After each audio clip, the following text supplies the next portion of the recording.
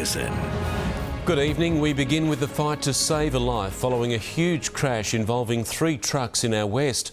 One driver is now critical in hospital after he was crushed in his cabin. The crash happened on the M7 at Cecil Hills near Liverpool. It shocked rescue teams, startled to find a driver trapped but still alive in his shattered cab. Traffic backed up for kilometres as they worked for more than 2 hours to get him out of the wreckage.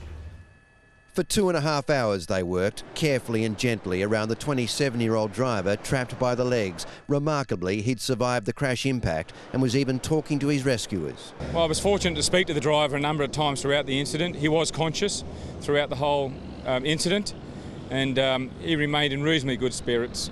3 trucks had collided on the M7 mid-morning. A problem with brakes saw the first semi-trailer come to a halt. The smaller pump truck quickly slowed but was jammed under the trailer by the braking semi behind. Other drivers on the motorway stopped and ran to assist, finding a young truckie in great pain. The guy's conscious and the cab's all squashed up and he's squashed up in there and he's screaming, you know. The accident shut down the M7 northbound, forcing traffic into long queues and onto suburban roads. But there could be no rushing by emergency crews. With the cabin roof cut away, rescuers tried to free the driver's legs. They moved the first truck forward and finally he was free of the wreckage, but in a serious condition.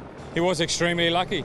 He was just fortunate the gods were shining upon him today. A delicate and painstaking operation for emergency crews after what's been a horror period for heavy vehicles on Sydney roads. Just a few kilometres from the crash, other trucks were being pulled over by a joint police and roads department operation. We're targeting trucks that are unsafe on our roads, whether it be load restraint, fatigue, speeding.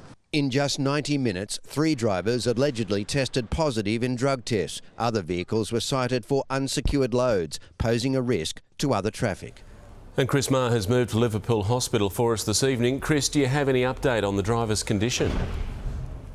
Mark, the 27-year-old driver, understood to be a father of 1, is said to be in a critical condition. The other 2 truck drivers involved, aged 44 and 23, were not injured, but they too have been here at Liverpool Hospital to undergo mandatory drug and alcohol testing. Police are investigating the crash and including whether any mechanical failure was involved. Mark?